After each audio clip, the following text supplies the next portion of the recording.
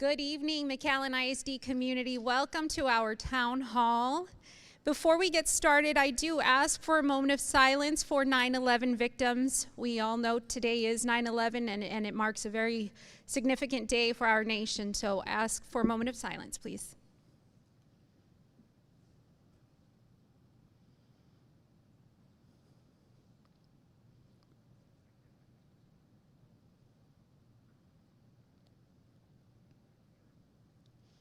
Thank you. Before we get started, I do want to recognize some of our Board of Trustees that did make it out this evening. So we have, let me see out there. I'm trying to see out there. I know we have our vice. There we go. Our vice chairwoman, there we go. Our vice president, Ms. Lucia Regalado. We have our board secretary, Ms. Lizzie Kittleman. Dr. Elizabeth Kittleman. And we have Trustee Robert Haddad. And we have Trustee Erica De La Garza Lopez. Thank you all so much for joining us. I know I have walked through many of our campuses with many of you, and I am so excited for the results today, and I'm sure you're eager to hear about them. So before we get started, I do invite our Superintendent of Schools, Dr. Rene Gutierrez.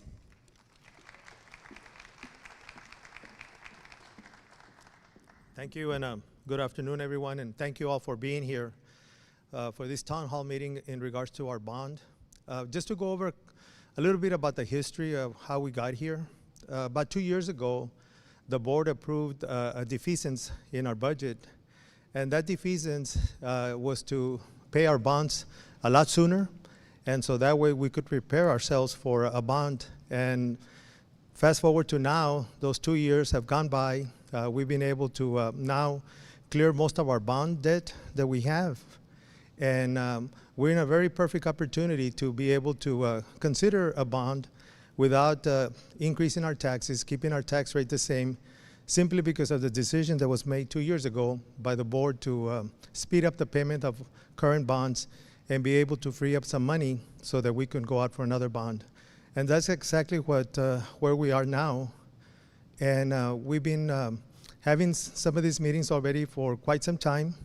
So what I wanted to just remind everyone is that this process has been in the making for 2 years, from 2 years ago up until now. We've also had a couple of meetings where we met with the Facilities Forecast Advisory Committee, where we've had representatives from our community, our school district, parents, and so we've been meeting with them to talk to them about the opportunity that we have as a school district to consider a bond, maintain the same tax rate, and be able to upgrade and improve our facilities throughout the district. And so we've had those meetings. We've talked to them about the opportunity that we have with our current tax rate and how much money we can borrow. We're looking between 220 to 290 million. It may sound a lot, but when you look at our needs district-wide, there's a lot of needs. But if we can make a difference with this opportunity that we have, we need to make a difference because our kids deserve better facilities and hopefully 21st century classrooms and just a better facilities throughout the district so that our kids and our parents can be proud of our district, that we have state-of-the-art facilities. Besides having those meetings with the Facilities Forecast Advisory Committee, and we also, MGT, who are our consultants, and they'll be presenting some of the findings, they came into the district and they did a district-wide walkthroughs throughout our district facilities so that they could gather information on our schools and the needs that we have at some of our, actually all our campuses. But we also had 3 subcommittees that have been also very actively engaged in making those visits. We had the McHigh Vertical Team, the Memorial Vertical Team, and the Nikki Rowe Vertical Team, where we also had committee members and staff members doing walkthroughs. Because the only way we're gonna get a better idea of what our needs are is to go visit the sites and go see what's needed out there and what are the priorities. And if you made those visits, and I know a lot of you here in the audience, including the community members who are here, that made those visits, you know that we have a lot of needs. Sometimes you see beautiful walls outside, a nice front, but when you go into the facilities and you start looking into it, a lot of discovery has been made. A lot of discovery that we made as far as our needs. So I just want to tell you all that we have done a very comprehensive study, and we will continue to do this comprehensive study along with MGT ourselves, along with our Board of Trustees and everyone, to come up and identify what are the dire needs of our district, that what can we do with either $220 million or $290 million? What are the things that we need so bad that we need to work on? And so that's going to be the homework in a couple of weeks, couple of months, to be able to identify all the top priority needs so that we can come up with a comprehensive and good study of our needs and identify what is the things that we need to do with those with a bond. Okay.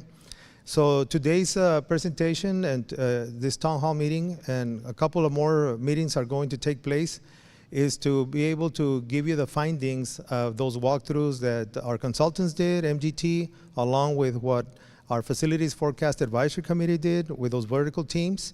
And so we put that report together. This report is near final, is not completed yet, but we want to start telling our community, telling everyone what our findings are, and hopefully sometime in October we're going to have a final meeting with a full report by campus and the top needs of each campus in our district, and then start coming up with the top priority facility needs that we need to identify with a bond. So today's report is it's almost completed, but it's a good time right now to start covering our findings and what we are identifying out there that we need to do with our campuses and even our departments. So sometime in October, if I'm not mistaken, then we'll have the final list of all the needs of our district, and it's a process. Like I told you, that we've been very calculated, very strategic with this study, because we want to go out there with our community. We want to be able to explain to our community our needs and how we conducted this study, and how all of this was very well thought of and identified, and input from a lot of stakeholders like yourselves to be able to ask for the things that we need to fix with a bond. And so we have a couple of more months left, because by February 13th, then we will be taking an item to the board to hopefully, if everything goes well, that we call out a bond for May of 2026.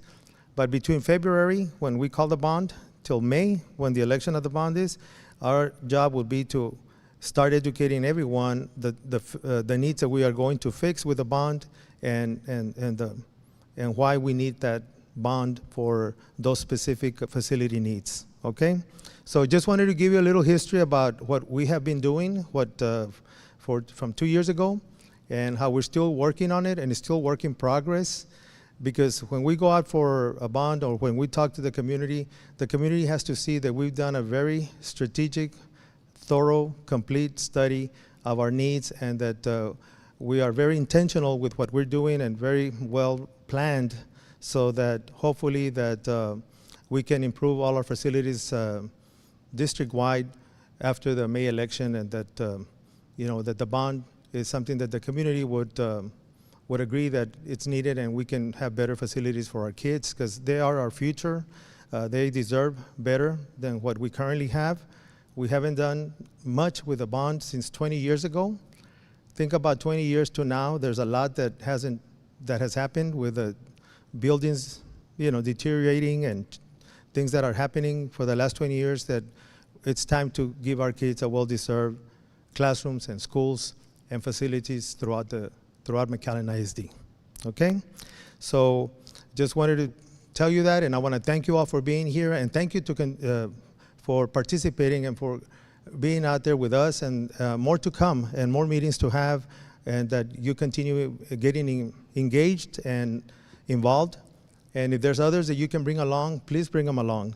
And what you learned today here, if you can pass it on to 5 or 10 people, that multiplies the number of us here to more people out there in the community that weren't able to make it. I know we have it on YouTube, and some people may be watching us on YouTube, so that's great. But everyone watching, everyone being here, if we can just multiply to others to talk to them about today's presentation and what it's all about, would help us educate even more community members about our needs in McAllen ISD. Okay? So thank you so much. Thank you for being here, and we'll continue to see you in the next weeks and months to come as we work together on this endeavor to make McAllen ISD the place to be. Thank you.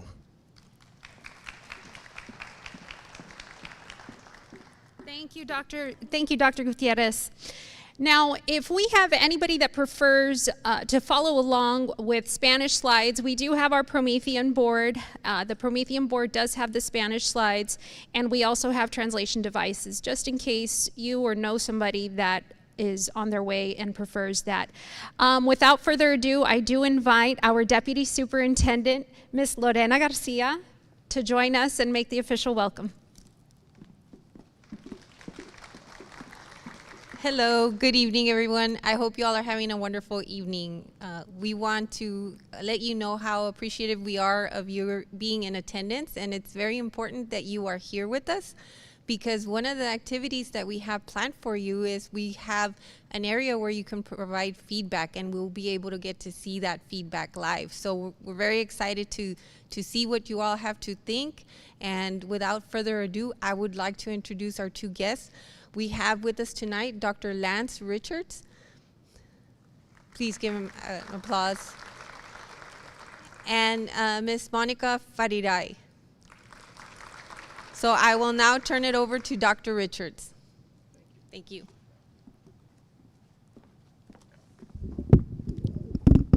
Now, if you thought for a moment I was going to stand behind that, you were sadly mistaken. I would prefer to be down there with you, and I would encourage any of you that are in the back we're going to have a lot of numbers on the screen that might be a little small, so if you want to move forward, that's great. If you don't, stay right where you are. I understand completely. Let's get started. By the way, that is, your media folks have done a great job with us, and let me go back. I just think that's a fantastic picture, so thanks for sharing, and that says a lot about your community right there in one slide. Just a quick overview of our project team. Narissa Sparks couldn't be with us today, but she's actually been the project manager for this facility, and she's been working directly with Lorena and with Ruben, with others, with your committees, your facility committees, and bringing this information forward, and is a big part of our team. As shared, my name is Dr. Lance Richards. Just a quick background, 33 years of public education in southern Indiana, right by Louisville, Kentucky. Former teacher, former elementary principal. Who are my elementary people? Best job ever. Later, I became a central office director of operations, director of transportation. I still have my CDL, so if we get in a jam, I can drive the yellow limousine and get us out of here. And I know you have a shortage, and everywhere I go, people try to recruit me to stay just for that one thing alone. And then later, I became a school superintendent, and I've been with MGT now going on 3 years. Just a quick overview of what we're going to be talking about, welcome introductions, just our overall methodology, and we're going to outline all those things for you. I think the most important thing here to talk about and to lean into is our community input, because I want to stress something to you. Nothing has been decided.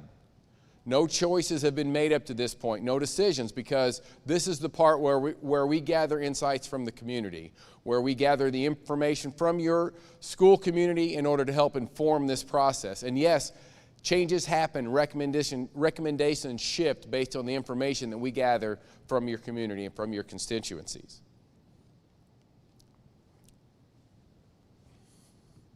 There we go. As we shared, we're going to do Poll Everywhere coming up in just a moment. How about I do this? It'll really make you uncomfortable, won't it? I'm sorry. We're going to do Poll Everywhere in just at the end of my part of the presentation. If you scan this QR code or you go to the Poll EV/MGT Consulting, you'll be able to participate in that poll. And if your phone is already set for Spanish translation, that poll will also show up in Spanish for that participation. One other note about our survey is when we're finished with this town hall, we will actually push this survey, this same survey, out to your community. Because as was shared, what we're hoping for is for you all to become our community ambassadors. Because I need to applaud your district up front, because many districts have not had this much foresight going into this process. The fact that they were able to pay off bonds early is huge. From a financial standpoint, it's huge for your community. And being able to have a very prescripted plan going forward to bring that information forward to your community is just a testament to the work that's gone into this and the efforts that have been made. All right, just a few key words here, a few things to talk about in terms of the things that we'll be sharing. From project initiation, methodology in terms of the process, population, those folks within this region, the top industries we're going to talk about, those challenges and obstacles in terms of barriers. The big things we'll be talking about center around your enrollment projections, residents, capacity and utilization, and of course your facilities information that we'll be sharing here shortly. So again, in dealing with the project methodology, we had our initiation. We've been working with your district now for about 6 or so months, working through this process. We've looked at your programs, we visited your schools, and we've taken a look at the things that are being offered and the facilities you have. You know, we throw out that term 21st century education pretty readily, but what does that mean in terms of CTE, in terms of STEM, in terms of offering courses offering coursework and programs that will be meaningful to your kids not only today, but those students going forward. And really, you know, M&M says you only get one shot. No, thank you. The material doesn't get any better, so please, thank you for laughing. But when you're taking on this kind of project, this is a big swing. When you're taking on this and presenting, going out for a bond in your community, this is a big swing, because this is things that will impact your schools, not just in the next decade, but for decades to come. So this is a big shift and a big moment in your school community.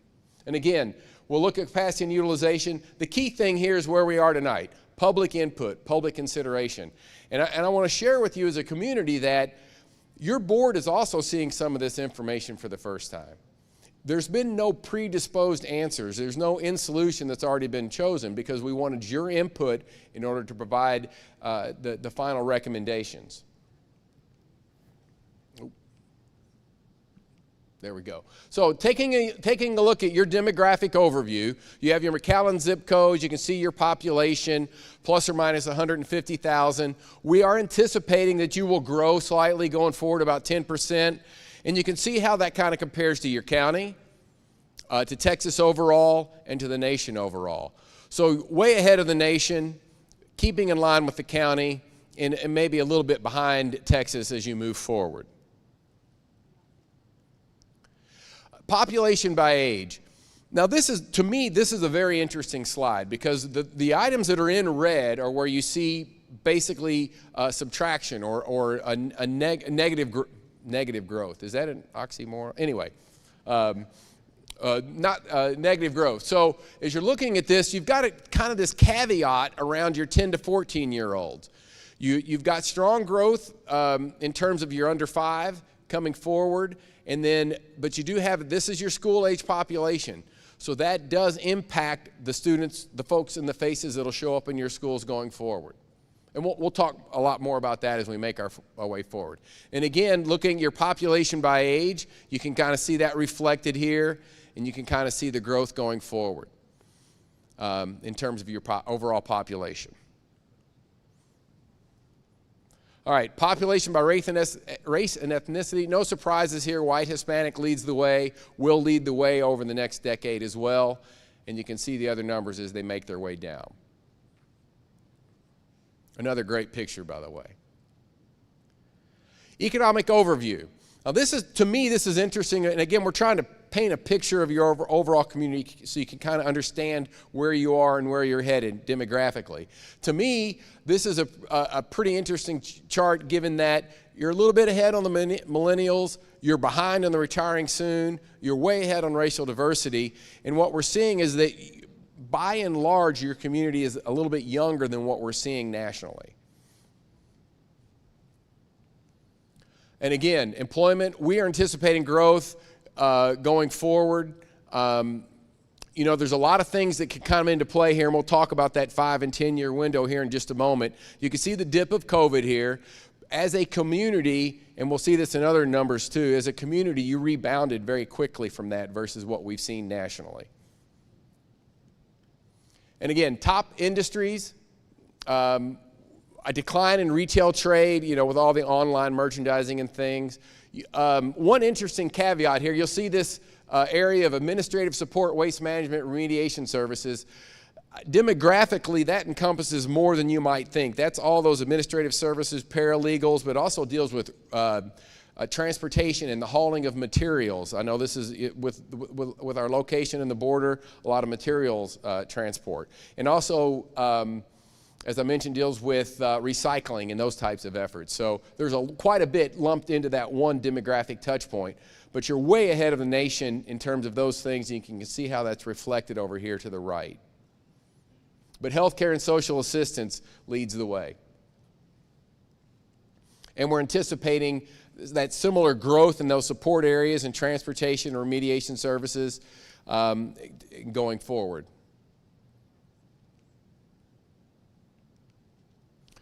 This is an interesting snapshot for me. You've got nearly 90% of your folks with broadband access, total households here of about 40,000, median household income just above 50, just above 54. From apartment versus housing, roughly 30% of your folks in our apartments, 70% of your folks roughly in houses. And you have a kind of a newer stock here at 30% of your folks 2000 or earlier. But the lion's share of your homes built in there. And again, you can see the race ethnicity as we go across. Now the numbers presented here are just children in your public schools. So kind of drills down a little bit in terms of the households and the families by type, overall health insurance coverage. You know, that can be a struggle in communities. And again, English language.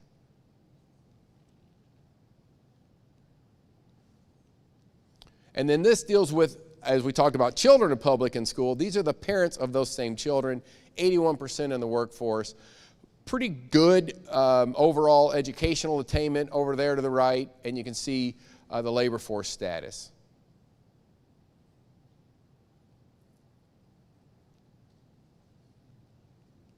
A lot to digest there. Okay, so getting in, this slide represents basically how the cake is baked. When you're doing demographic analysis for schools, there are several component factors that come into play. And so in looking at this, you have these data sets over here to the left. You've got historic birth data that weighs in, and you've got these three things that kind of come down into your student forecast. So let's start with birth factors. What we're talking about there is the number of kids that are born and then show up to you in kindergarten. Your retention rate or your attainment rate for those kids that show up once they're born into your community. And what we have seen nationally is a declining birth rates. I had one superintendent that said that what he sees is millennials walking dogs, not pushing baby carriages, which I thought was pretty appropriate given what we've seen in a lot of places. Yours is a little stronger than others overall, but we've seen smaller families. We've seen delayed delayed births in terms of folks having kids later. My own children are emblematic of that, you know. Not to give too much away, but I'm 61, and I had my family at 25 or 26. I had my kids, we were ready to go. My kids are in their 30s and still working on it. So that we've seen that in a lot of places that we go nationally. And all those in terms of what shows up into your kindergarten class as part of your student forecast. Mobility factors, that's the number of kids in and out. That's the kids that move in on a given year and move out in a given year in terms of that plus or minus. You've all been teachers, for those of you that have been teachers, and you had a roster of 25 to start the school year, you got to the end of the year, you actually had 40 in your class across the year, but you never had more than 25 at any given moment because you were the lowest class size in the building and you just kind of kept getting them as they rolled through. And so that's kind of that mobility, that in and out. Does the class grow as you go across, as they come in at kindergarten through 12th grade. And that's all student cohorts. Now this one's the student yield factor is a little different because we looked at your parcels, your development, your housing, your apartments, all those things. You know, the single family home is kind of that sweet spot. It generates more kids per unit than, say, you've got some very beautiful studio apartments. But what do we know about studio apartments? Anyone? They're studio apartments. You're not generating kids that are going to be in school for very long, if at all, out of those facilities. So what kind of development and those student yield factors come into play, all of those things kind of come into that cake of a student forecast. So thinking spatially. So we took the data that was provided by your district. This is not yours, just a sample. And we verified that the kids are going to the schools, they live where you say they live, all those kind of things. Then we charted those kids. Each point is a student, again, and then we divided those cuts into study areas so we could begin to take a look at the analysis for your schools. So just a quick breakdown of the schools that you have up to this point.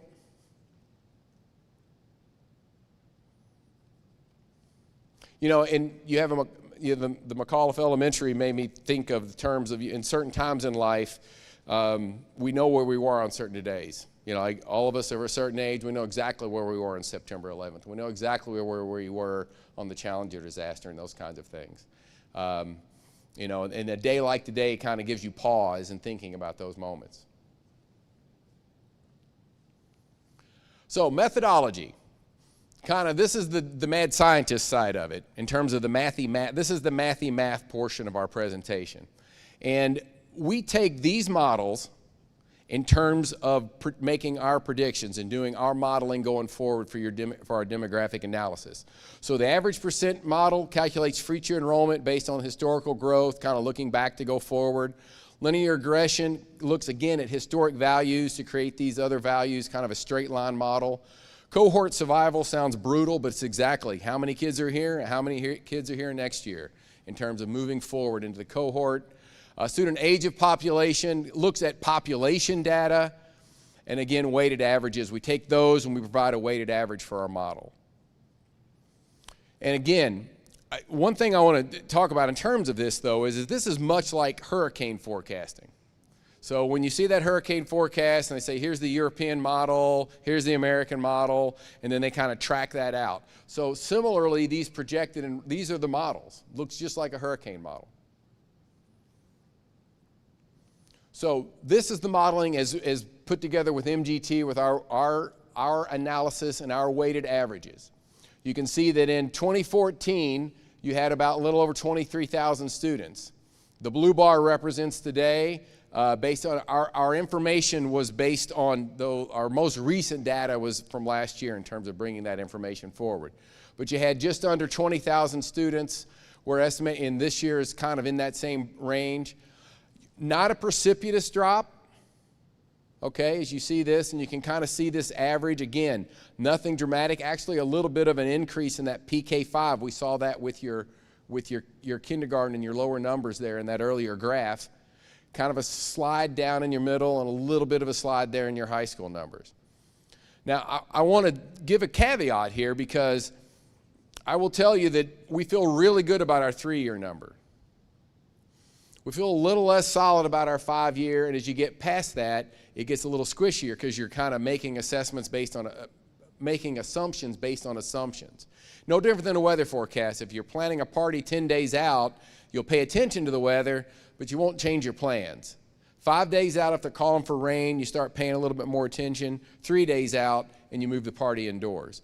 So, because there's a lot of things that can come into play here. You can have new industry that arrives into your community. You could have new developments that alter the landscape of certain school communities. So again, it's important that this information is updated and revised annually so that you have an accurate, much like the weather forecast, you have an accurate forecast going forward. I will also share with you that I work with a lot of districts that would kill for these numbers in terms of just where they are and how they're moving forward. Because what we're seeing nationally is, we talked about birth rates, we talked about development, what we've seen is a precipitous decline in many communities in terms of growth, and especially among school-age children. So again, those overall numbers trending there, you're staying in the 19,000s, plus or minus 19,000 for the foreseeable future. All right, so we have projected enrollments now for each of your schools, and we're going to share the capacity and utilization here in just a moment. Let me step down here, it's easier for me to see. So we've got Alvarez, and you can kind of see where they've been, the dip of COVID, and kind of where they are. They're going to, at one point they were as high as 524, presently they're running just above 400. Sanchez, you can see kind of a similar trend there, running right at that 478, 475, 470, again, kind of holding the line, so you can kind of plan going forward. Oh, crud. There we go. And again, Castaneda, Perez, you can kind of see the numbers. And these numbers then will be reflective in our capacity and utilization here in just a moment.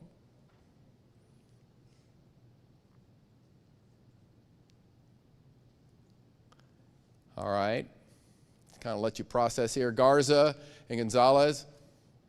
Again, Garza at a high of 616 if you go back to 2014, plus or just under 400 at this point. Gonzalez looks like that's a good sized school. It looks like it's going to hold the line there at that 760, 750 for the next few years.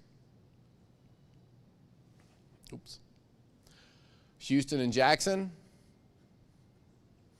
And again, as we shared from our earlier numbers, what you're seeing is just a little bit of a decline going forward. Nothing precipitous, but a little bit of a decline.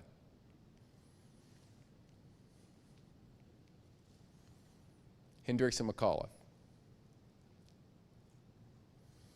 And you know these schools and these communities better than I do in terms of where they were, in terms of population, in terms of enrollment, in terms of programs, in terms of development, and that kind of thing.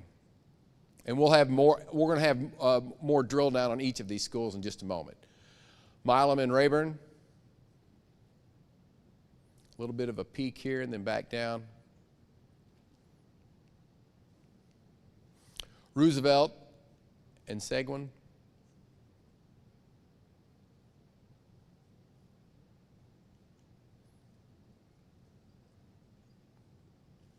Vala and Wilson. Now we get into the secondary schools, Brown and Cathy Middle.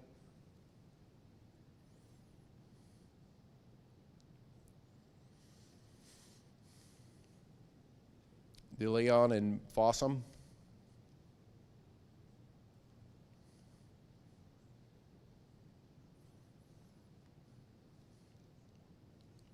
Morris and Travis.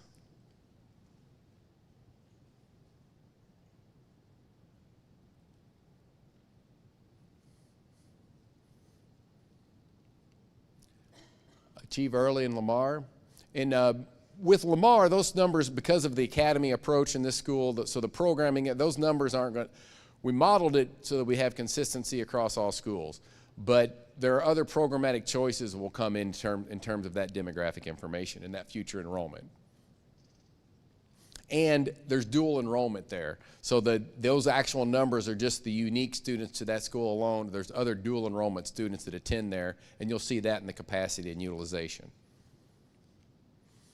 McAllen and Rowe. A little more consistency perhaps here in the high schools. And then Memorial, and then the Instructional Guidance Center, again, programmatic choices there, different things provided, so the data kind of gets skewed based on the enrollment, the specific enrollment there. All right, so let's jump in then to, well, I say that, there we go. Developing and building your capacity and utilization. So capacity and utilization many times is a choice just based on the programs you're going to offer. And many times you'll have a school such as this one that when it opened, I'm going to make up a bingo number here. When it opened, it may have held 2,800 students, 3,000 students. But you come forward and we say that number's different. Well, why is that number different today than it was, say, 30 years ago? It's dependent upon the programs that are being offered. It's dependent on the scheduling because you're using a block model. It's dependent upon the planning time and the resource time that you're allotting teachers within that building. It's dependent on the number of programs offered, such as special education. What do we know about students from about 40 years ago in terms of special education? They didn't come to school in many cases. They were ushered out of these facilities. But if we have a room that is dealing with children of autism, that's going to have a lower capacity than, say, a standard English language arts or math classroom. So many times your capacities and utilizations are going to ebb and flow based on the programs that are being offered. Another caveat to that is as you expand your CTE programs, if you do those in your high school footprint, if you add a lab and you blow a wall out between a classroom because now you got a health sciences lab, that reduces, those labs aren't occupied for the entire school day, and that changes the overall capacity of a building. So there's a lot of changes that can happen from year to year in terms of the choices that come around these facilities, because these facilities in many ways are almost, they're representative or living documents of what's going on in your community. Living documents is a terrible phrase. They reflect the programs that are being offered within those facilities. That's much better. Can we edit that for YouTube? Yeah, he nods his head yes. Yeah, okay, thank you. All right, so this is not one of your buildings, but we took a look at your buildings. We looked at the maps. We looked at what's being offered. We looked at your support rooms, your staffing worksheets. We spent a lot of time going back and forth on looking at the facilities, what are being offered, and what rooms and how they're being utilized. So this is your K5, and we have a kind of one of the things that we do is we kind of have a 60, 70, 80, 90 scale. So inefficient all the way through inadequate space.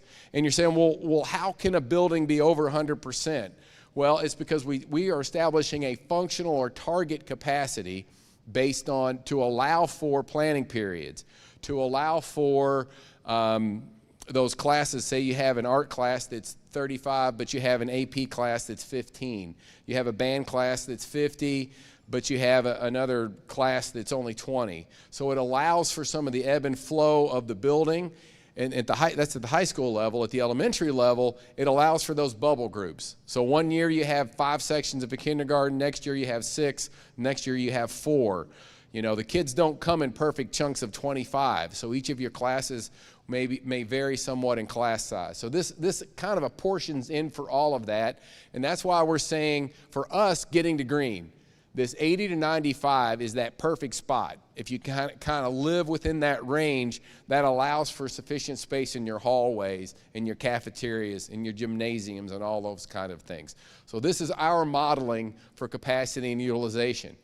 And what you can see here is you have a wide variety in your elementaries, let's be honest. Now, a couple of quick caveats.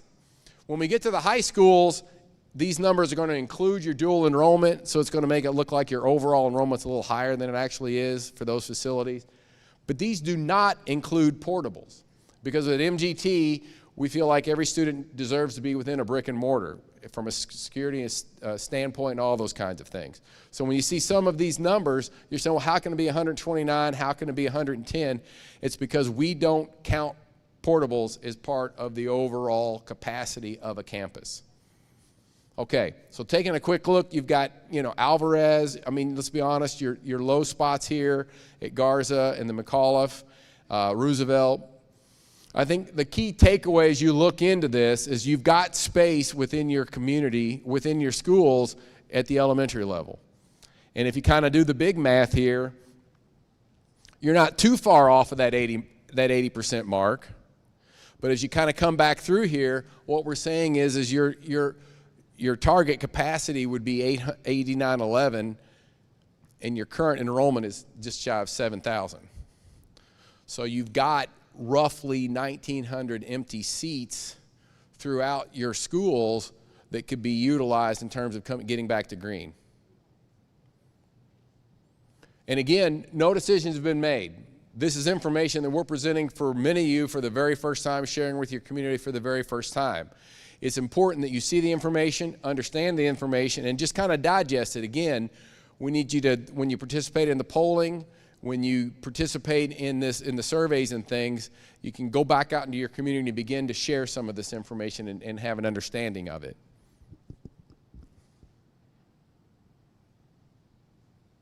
All right, so middle schools. I mean, similarly, we've got some pink, but overall what you see here is your functional capacity is about 48. You're at about 4366. Not as many empty seats, you know. And again, kids don't come in bundles of 25, so it's not always going to work out that way. But as you look at this, your overall utilization for your middle schools is just below 90%, which is a really good use of your spaces overall at the middle school level.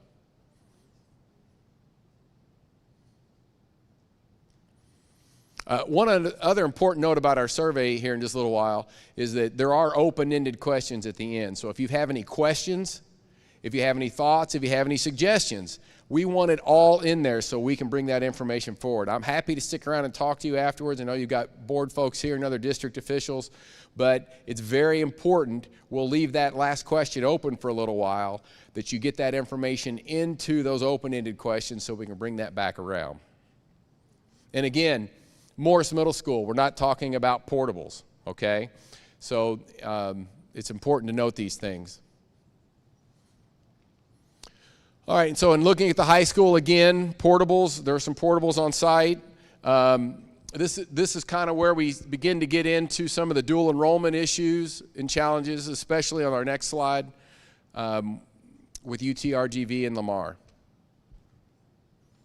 But again, strong use of the brick and mortar portions of your terrific use overall in terms of your high schools, in terms of those numbers. And again, this target functional capacity kind of goes back to the programs and the scheduling and all those things that are in play at both your middle and high schools. And again, this one specifically is to the dual enrollment. So your UTRGV has students that are both within that program and in some of the other high schools, similarly for Lamar. So the overall enrollment might look a little higher, but you can see the overall utilization of these spaces. And on UTRGV, I believe that the cohort number is intended to be plus or minus 125 per cohort, so that program is still building out, as are some of the programs at Lamar.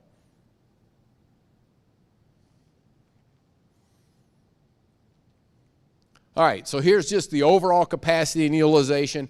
I think when you take this Christmas tree of numbers and colors all the way down, you can kind of see the overall district average comes into play there.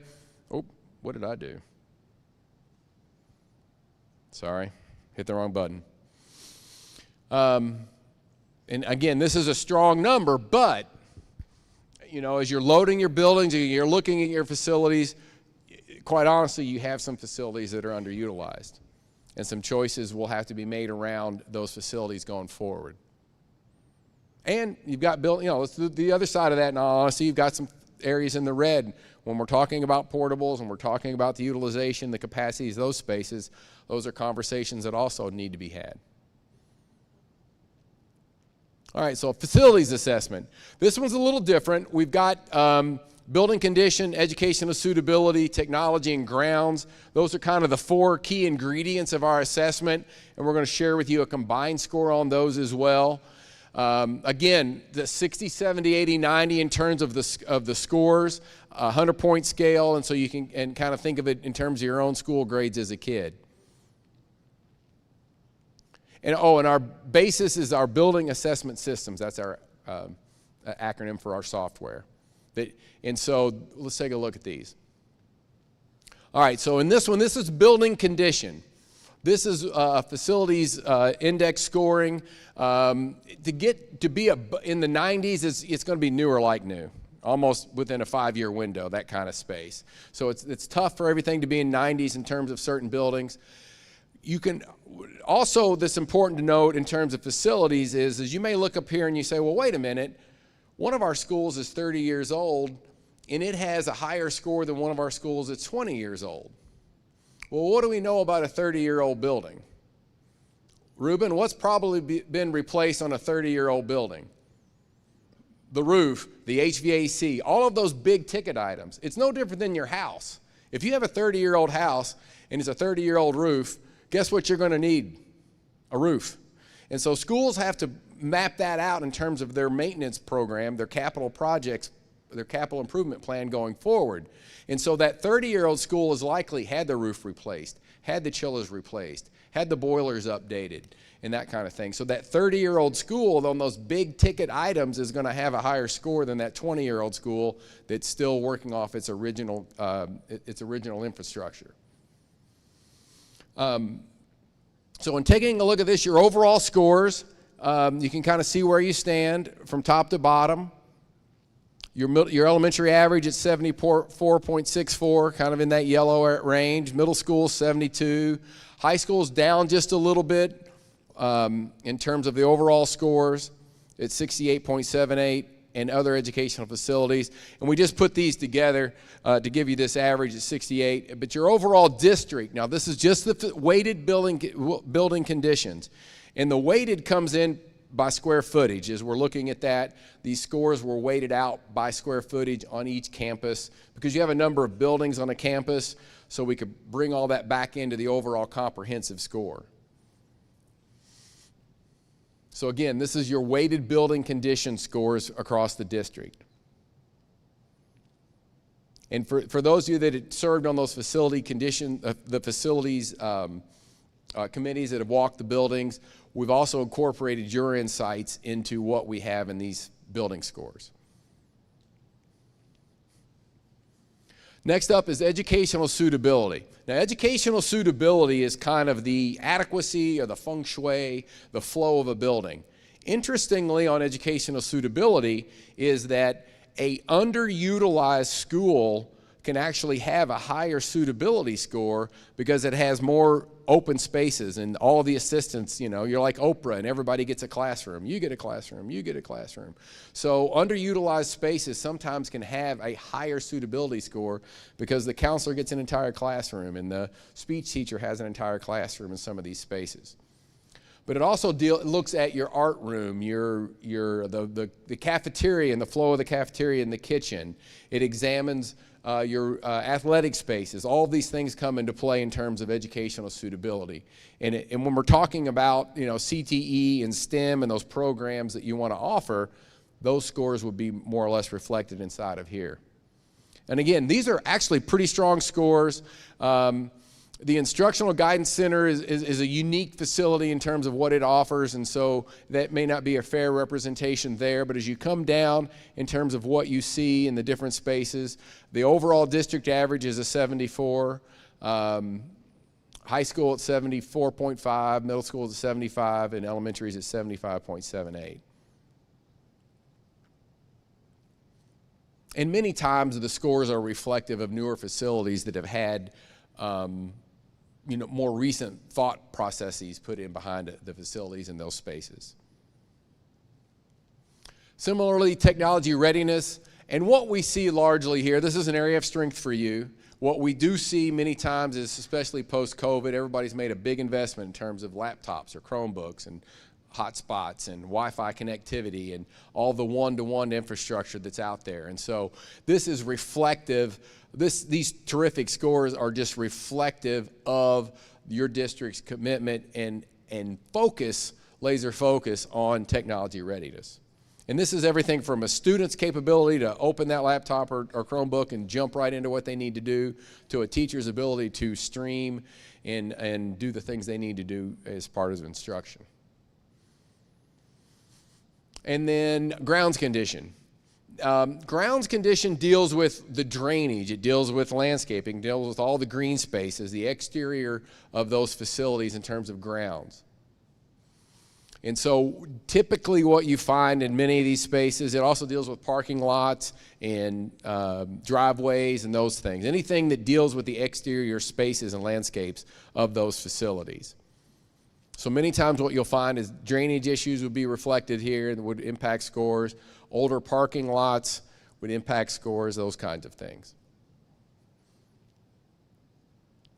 And so this last one, I told you guys there were going to be some small numbers up here that wanted to sit in the back. So this one is the comprehensive scores for your entire district. It's every score, every building, all the way across. And I would point out, because we were here, I believe, in 2017, 2018, in terms of our last report with you guys, and this score is actually a touch higher than it was when we visited last. And you're going, well, you know, it's just a touch higher. But what that tells you is that there has been a commitment to the upkeep of your facilities. Because here's what I can tell you in schools. You can't take a year off. You can't take a summer off. Because what happens is that work that would have been done 5 years from now then gets pushed out to 6, because you can only get so much accomplished within a 5-year window when you're kind of rolling through these capital improvement plans. And you also have to be careful as a school in terms of impacting the overall market. If you're trying to do a bunch of roofs one year and the contractors are already busy because you're gobbling up all the work, you have to kind of stage this out, because you can change the market a little bit in terms of what the pricing for those products. So schools have to be very specific in terms of their planning going forward, and they have to do something every year. There has to be things that happen every year, or this score falls off the map, and that hasn't happened here. Okay, so there's been a commitment from your district officials and those folks working in those areas to maintain and bring your buildings forward as best they can.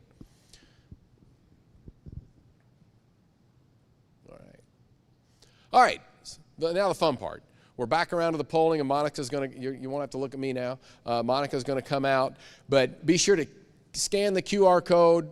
Again, we're trying to create ambassadors here. If you have folks at home, and those of you that are online that'll be watching this, the district will be posting this in the coming days on the website. They'll be pushing it out via your school messaging systems so that everyone in your community can have an opportunity to weigh in. Monica?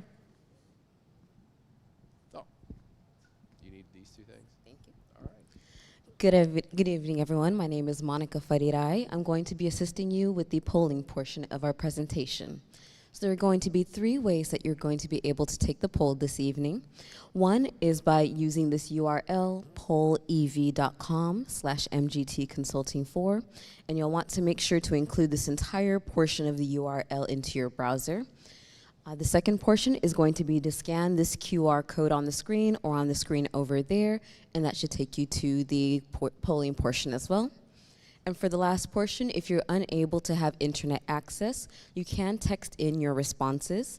So all you would do is you would put in the number 22333, send the text message MGT Consulting 4, and then from there it'll let you know that you are in the session, and as each question pops up, you can text in your answer responses as well. And then just a few housekeeping about how this polling works.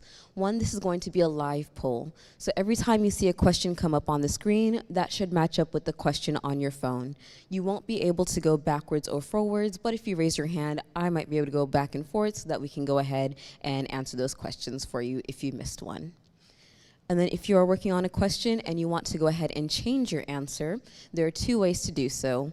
One, if you're on the internet browser, there should be a trash icon next to your answer, and then from there you can just hit delete and then put in your new answer. But if you're texting your answers, just text in the word delete or clear, and then it'll go ahead and delete the answer choice that you selected previously, and then you can text in your new choice from there. And then also, it is going to ask you for at least a username. So just for data consistency purposes, if you can at least include your initials or like your first name and then the last initial, just so that if anything happens during the polling portion and you need to switch devices or anything, we'll be able to match your data up perfectly. But given that, we'll go ahead and start with the polling. Question 1.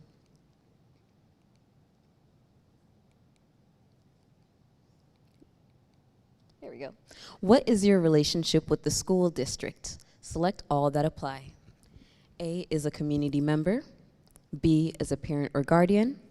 C is a district staff member. D is a district student. And then E is an other stakeholder, so something that has not been responded. And you may select all that apply for these.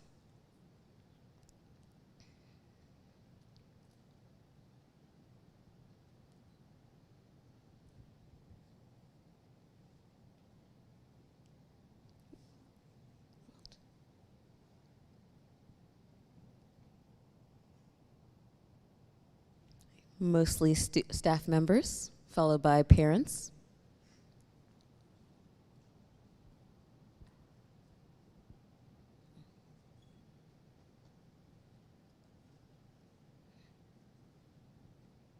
Give this one a few more seconds.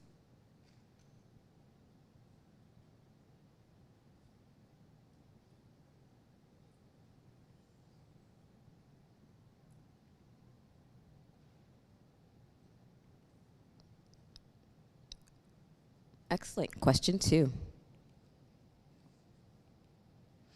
If you are an employee of the district, where do you work? So this question is just for the employees of the district, and the next question will be for the parent or guardians of the district. If you're both, then you can go ahead and respond to both.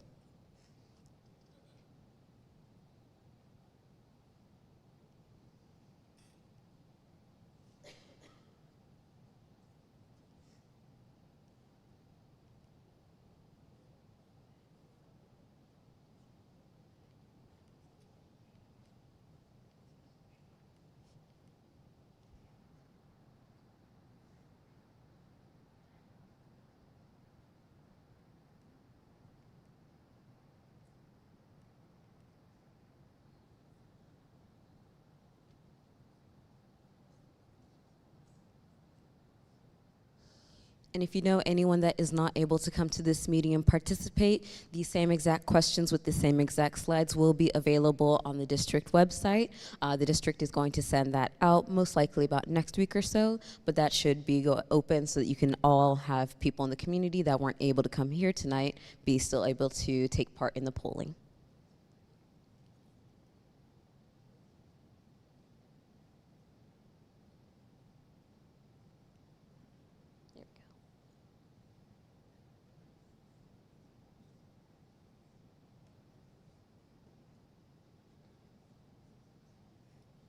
Mostly central admin.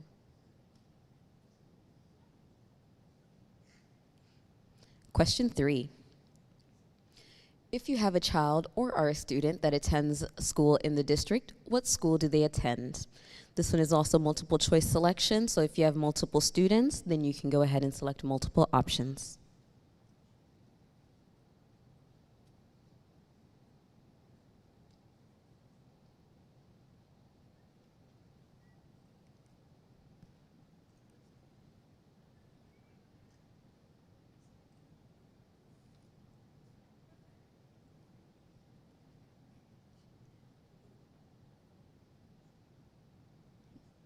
A lot of Gonzalez Elementary School students or their parents.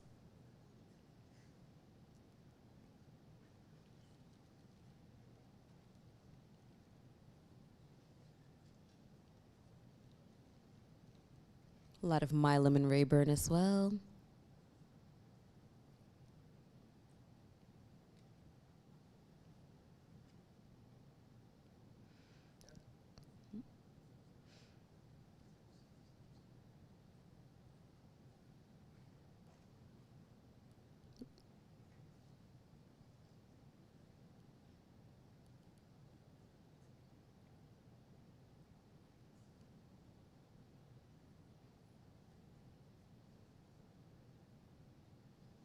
But it looks like the majority are from McAllen High School parents.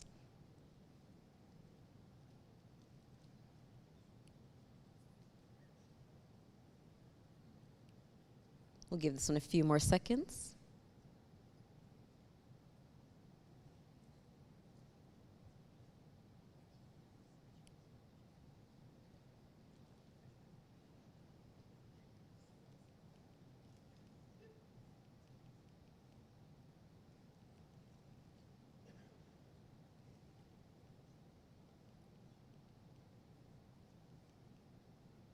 Excellent. Question 4.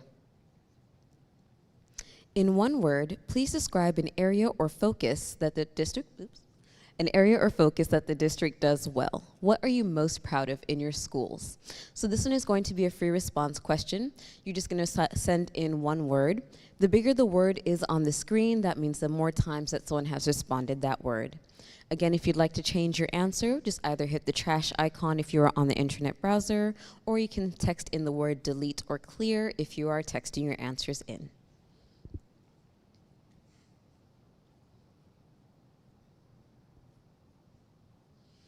But it looks like so far academics and technology are our big ones.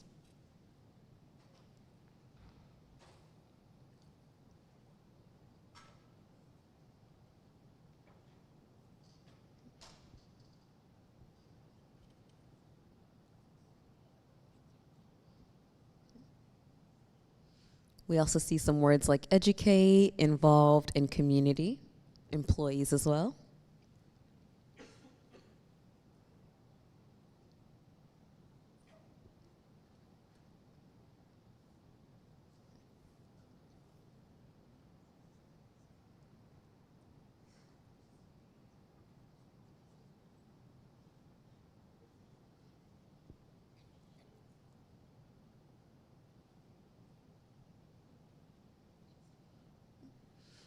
So academics seems to be the biggest one, and then communication and technology are coming in about second and third. We'll give this one a few more seconds.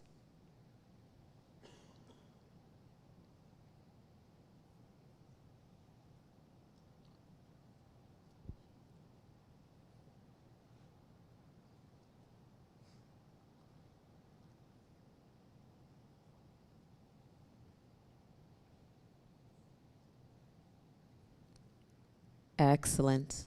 Let's give it a few more seconds. Looks like a few more coming in.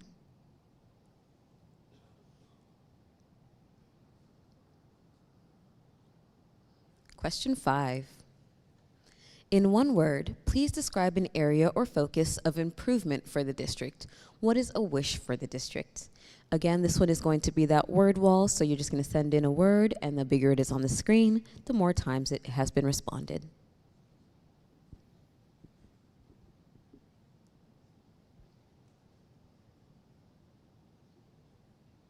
Facilities being the biggest improvement so far.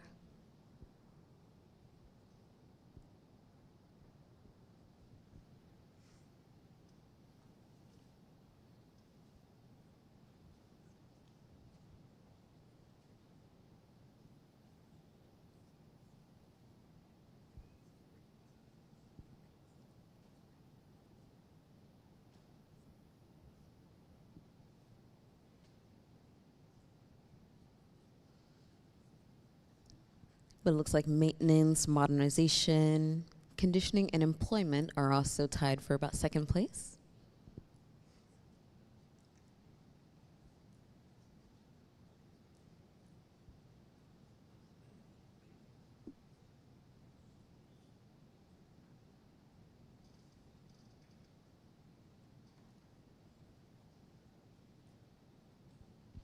A few more seconds for this one.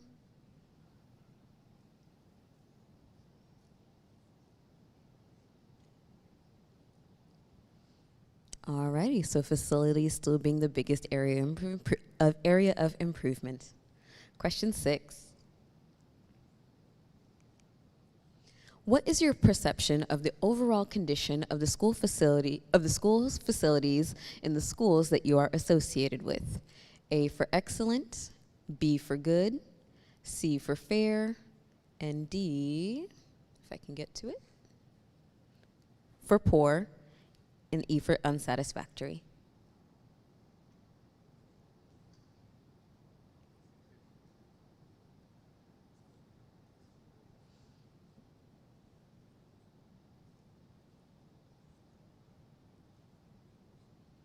So majority say we're at the fair level, so still some room for improvement. But second to that will be poor at 25%.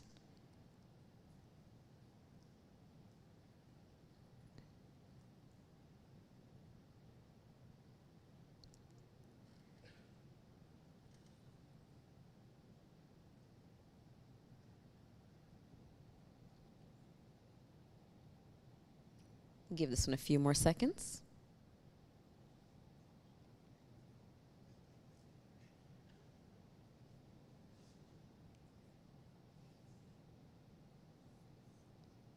Perfect. On to question 6.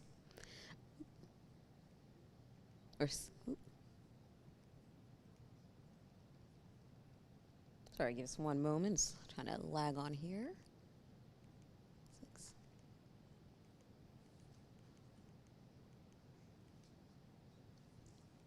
Sorry, give us one moment.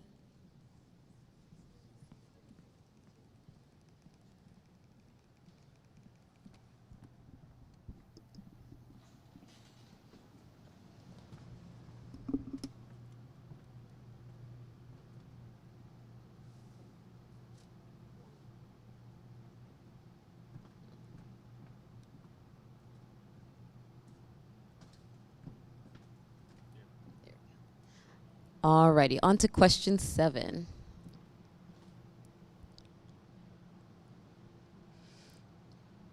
There we go. So do you agree or disagree with the following statement? There should be equal academic opportunities for all students across the districts in all schools.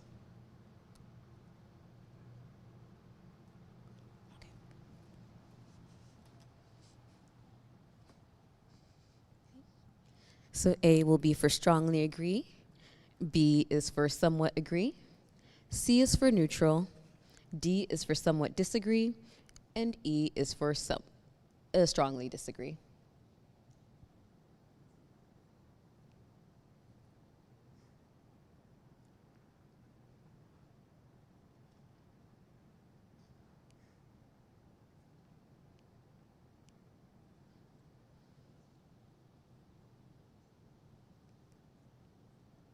Excellent, mostly in agreement with this statement. Question 8. Do you agree or disagree with the following statement?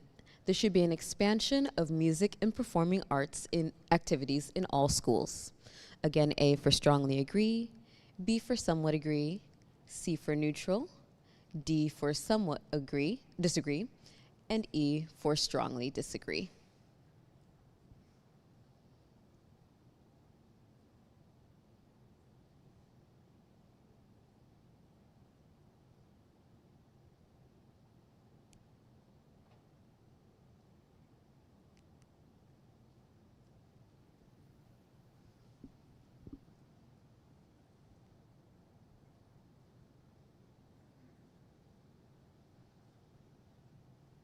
So still mostly in agreement with now a little bit of neutral ideology.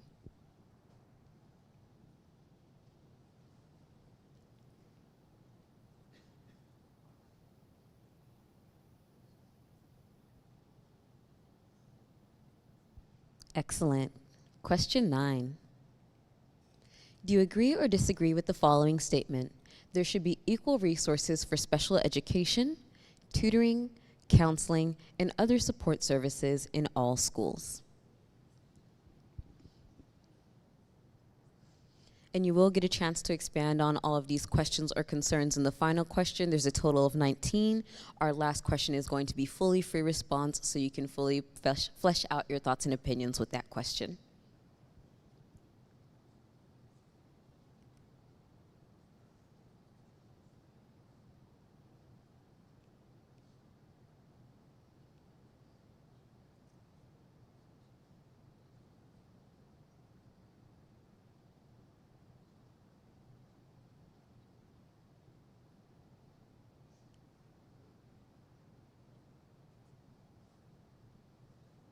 Take a few more seconds for this one.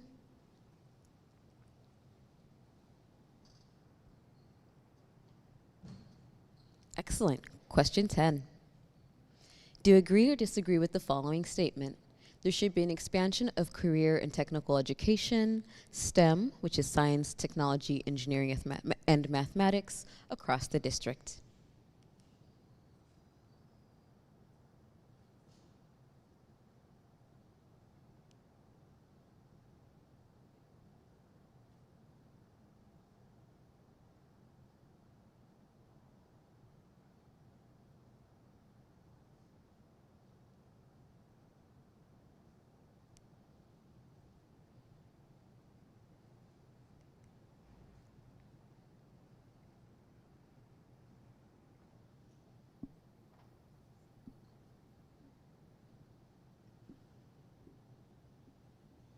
Excellent. Still mostly in agreement with just a few neutral votes.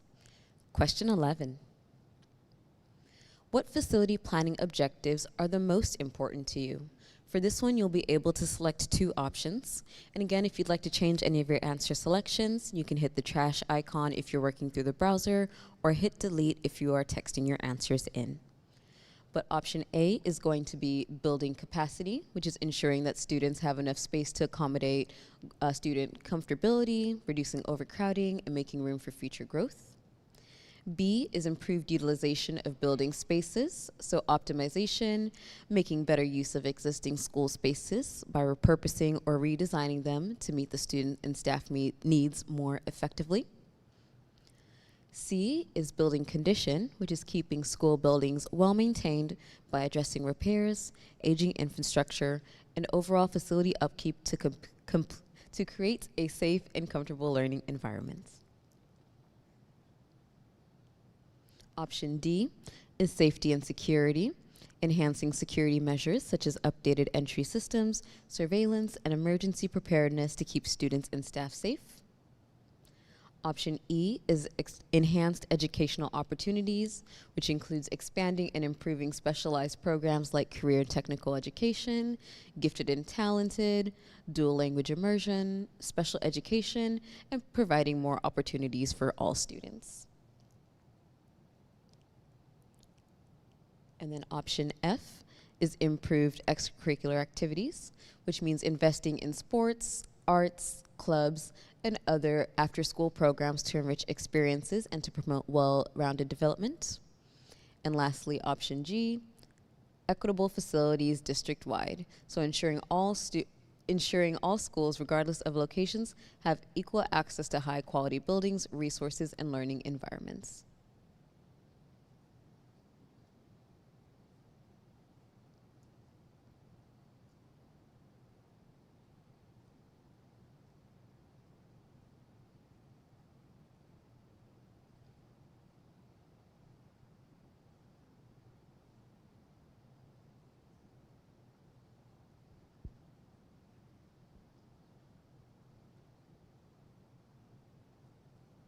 So far, the top priority being building conditions.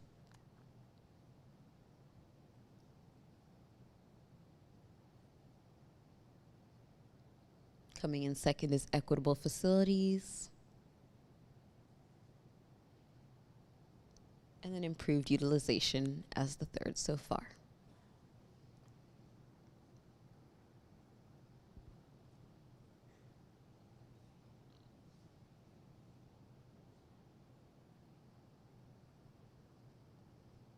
Excellent. Question 12. What facility planning objectives are the least important to you? Again, you'll be able to select 2 answer choices, and then we have the same answer choices from the previous one. So A for building capacity, B, improved utilization of building spaces, C for building condition, D for safety and security, E for enhanced educational opportunities, F, improved extracurricular activities, and G, equitable facilities district-wide. But again, these are which objectives are the least important to you.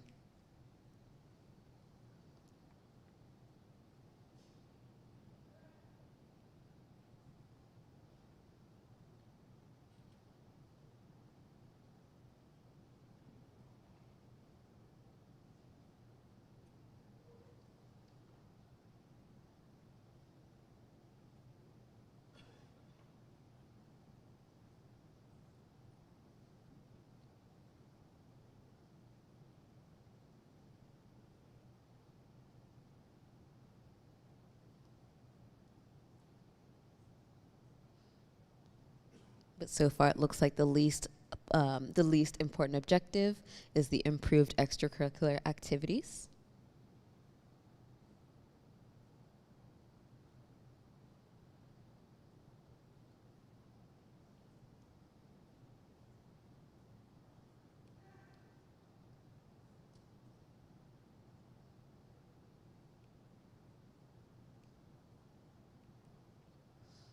We'll give this one a few more seconds.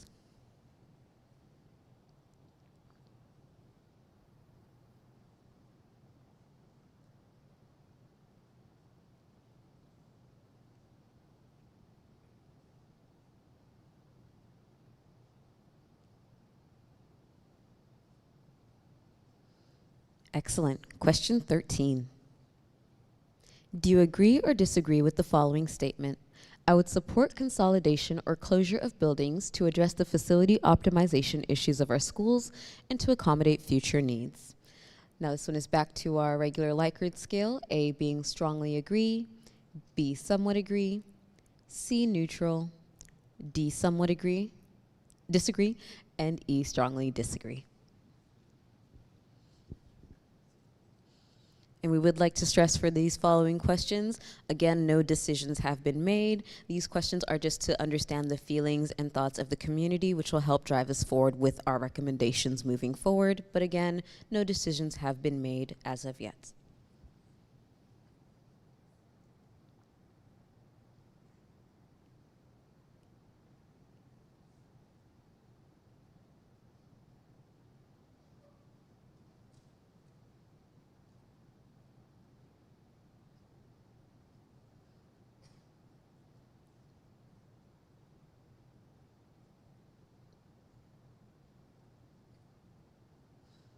Excellent. So mostly in agreement, about 74%, and then some disagreements as well.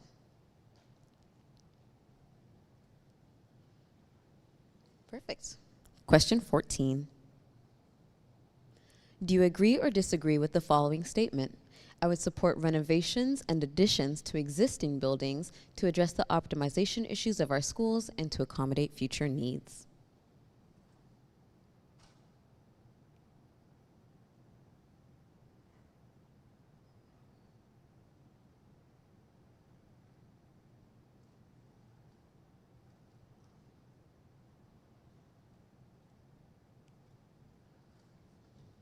Looks like more agreements in this statement.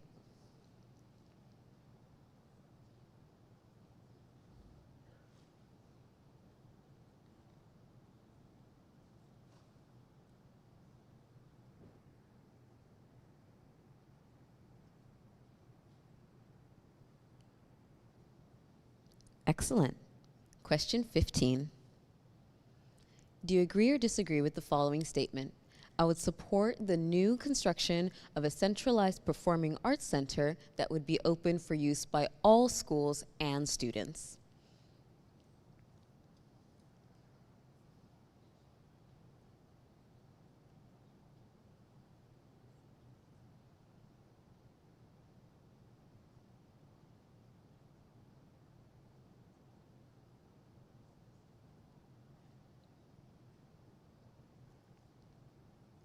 A little more divisive a question, but still maintaining that agreement within the community so far.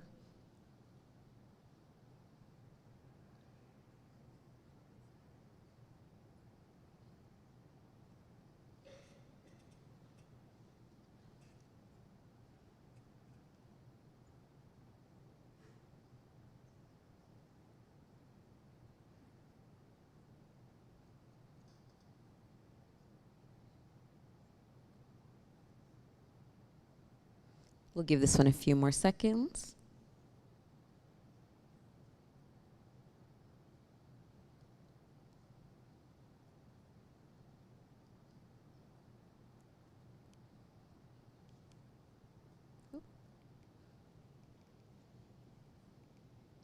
Alrighty, question 16. Which priorities do you consider the most important in the development of a school facility optimization plan? Again, for this one, you'll be able to select two options. So A is transportation, ensuring efficient and effective student transportation routes while working to limit the amount of time required on the bus. B is special programs and populations. So this is to minimize the disruptions and impacts to special programs and special populations, such as those dual language immersions, free and reduced lunch programs, economically disadvantaged, and special education. Option C is capacity and utilization. So this is optimizing the use of school facilities to match the current and projected enrollment and balancing the projected enrollment, balancing the utilization at the current 5, 10, and 15-year mark. Option D is equity and access, ensuring all students have access to high-quality learning environments, programs, and resources, regardless of the school they attend.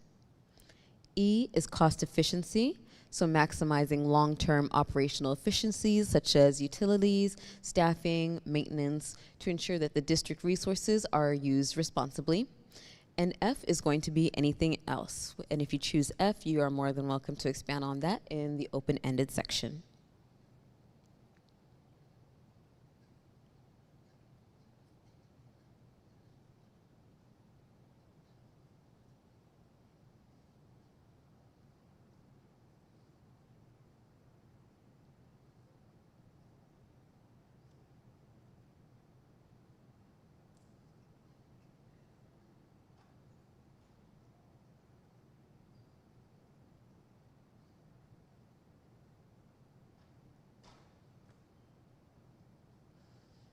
So it looks like in first place is that equity and access, followed by capacity and utilization. And then about a tie with cost efficiency and with special programs and populations.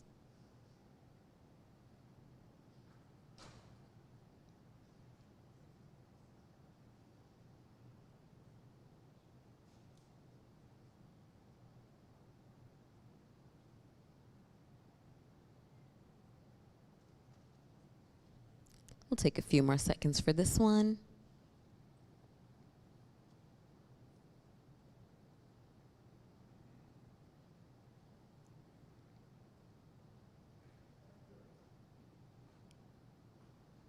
Excellent. Question 17. Of the following options, what should be included in a school facility's basic standard requirements? For this one, you'll have the option to choose 5 of the selections. So A is a watertight building envelope to prevent leaks, mold, and structural damage, ensuring a safe and comfortable learning environment. B is reliable heating in all educational spaces, meaning this provides consistent warmth in the classrooms during the colder months, ensuring that students and staff can focus without, if I can look at the rest, without discomfort. Option C is career and technological education spaces, dedicated area for hands-on learning in the trades, technology, and career-focused programs that prepare students for future jobs. Option D will be the maker spaces or STEM spaces, which are interactive spaces designed for science, technology, engineering, and math, activities that foster creativity and innovation. E is for reliable air conditioning in all spaces, keeping classrooms in a cool environment in the warmer months, which are improving comfort and learning conditions for students and teachers. F is on-site athletic fields, which provide space for physical education, sports teams, and recreational activities that support health and teamwork.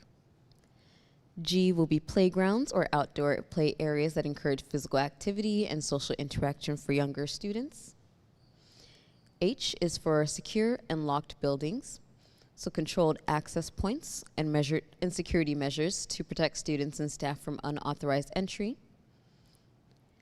I for performing arts space, dedicated areas for theater, music, and dance programs, which support creative expression and extracurricular activities.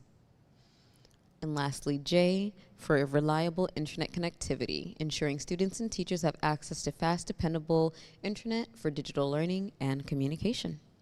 Again, you'll be able to select 5 of these options.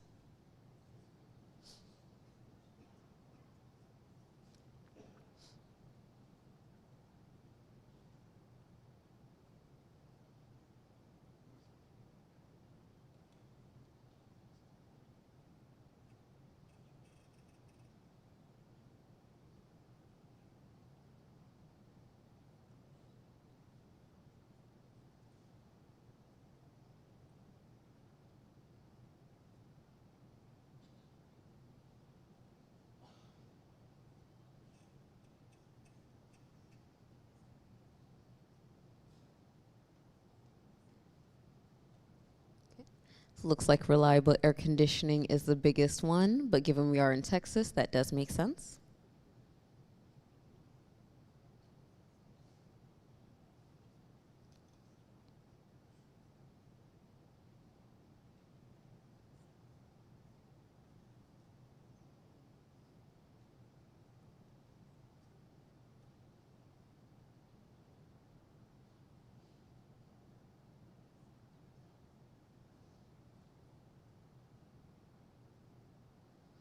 We'll take a few more seconds for this one.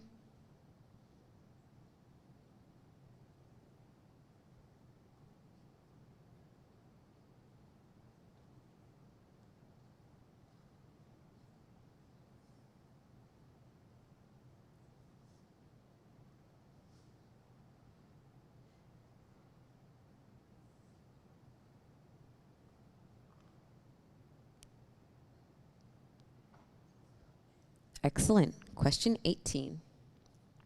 In one word, please describe what you feel is the most critical issue to be addressed in the development of the facility optimization plan. This one is going back to that word wall where you type in one word. The bigger the word is on the screen, the more times that word has been responded.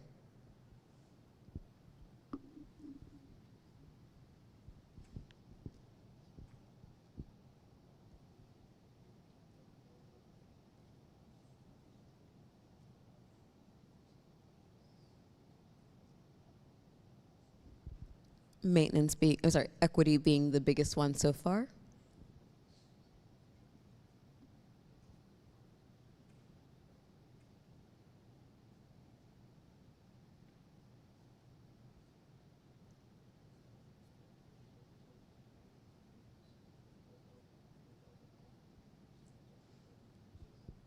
Looks like maintenance is going to be about second place, with transparency fighting for third place.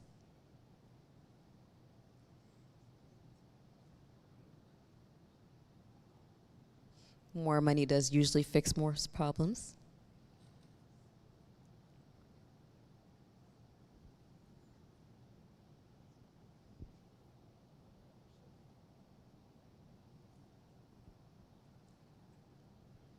We'll take a few more seconds.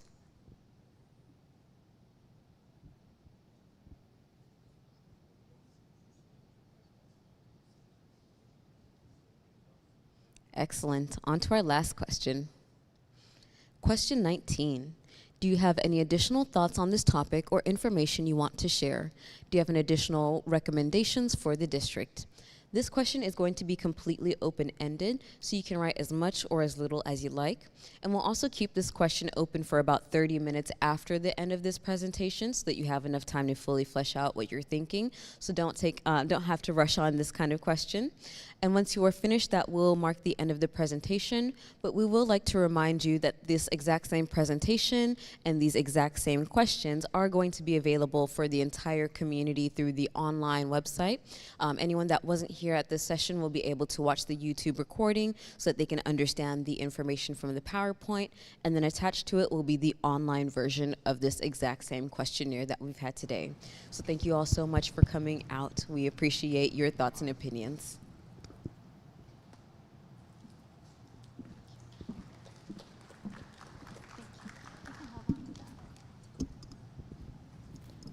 At this time, we want to thank everyone for joining us and MGT for hosting. If we do have questions, you're more than welcome to stay. I know Ms. Lorena Garcia is on hand if we do have any questions. As we did mention earlier, the QR code will be ready and shared across all of our platforms. We also have a website where you can access this presentation you saw tonight. We will have that posted on our Facebook here shortly, and you can go to our website as well. It's the first header. So we thank you all for your time this evening and your input and all of your time this past few months. So thank you so much. If we don't have any other questions, class is dismissed. Thank you all.